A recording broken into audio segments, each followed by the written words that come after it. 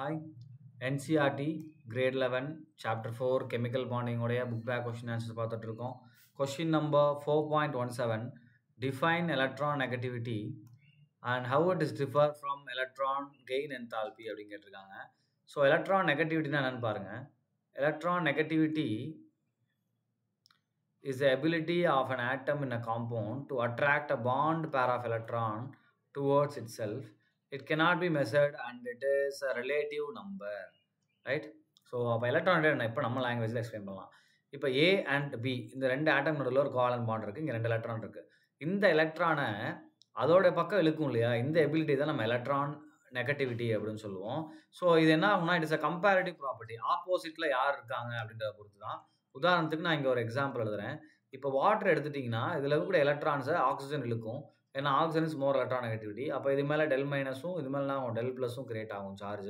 இதே நான் வந்து OF2 எடுத்தேன்னு வச்சுக்கோங்களேன், இதில் என்ன ஆகும்னா எலக்ட்ரான் ஃப்ளூரின் தான் இழுக்கும், ஆக்சிஜன் விட்டு கொடுக்கும். ஸோ அப்போ என்ன ஆயிரும், இது மேலே ப்ளஸ் வந்துடும் ஆக்சிஜன் மேலே, அண்ட் ஃப்ளூரின் மேலே மைனஸ் வரும். ஸோ ஒரு இடத்துல ஆக்சிஜன் மேலே ப்ளஸ் வருது. ஸோ அதே ஆக்சிஜனுக்கு அடுத்த இடத்துல என்ன பண்ணுது, எலக்ட்ரான் இழுக்க முடியல. So it is comparative property. கம்பேரிட்டிவ்னா ஆப்போசிட்டில் அது கூட யார் இருக்காங்க அப்படின்றத பொறுத்து தான், ரைட்? ஸோ அதை நம்ம தனியாக கண்டுபிடிக்க முடியாது. நெக்ஸ்ட் பாருங்கள், எலக்ட்ரான் கெயின் என்தால்பி அப்படின்னா என்ன? del H Eg அப்படின்னு சொல்லுவோம். So it is an enthalpy change when a gas phase of atom in its ground state gains an electron. So this electron gain process may be exothermic and endothermic அப்படின்னு கொடுத்துக்கலாம். எக்ஸோதர்மிக்காகவும் இருக்கலாம், எண்டோதர்மிக்காகவும் இருக்கலாம். இது ரொம்ப simple. இப்போ Cl அப்படின்ற iron எடுத்துக்கிறேன்.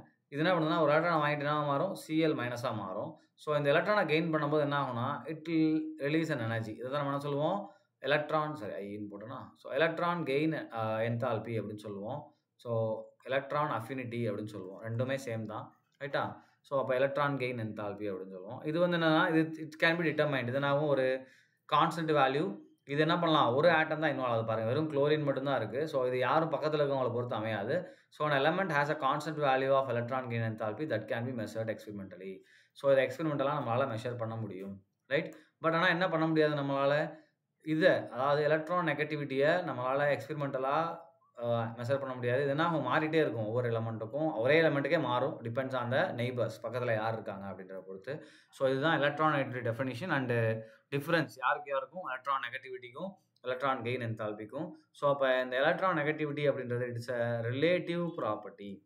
So பக்கத்தில் யார் இருக்காங்க அப்படின்றத பொறுத்து என்ன ஆகும், நமக்கு சேஞ்ச் ஆகும், ரைட்? தேங்க்யூ.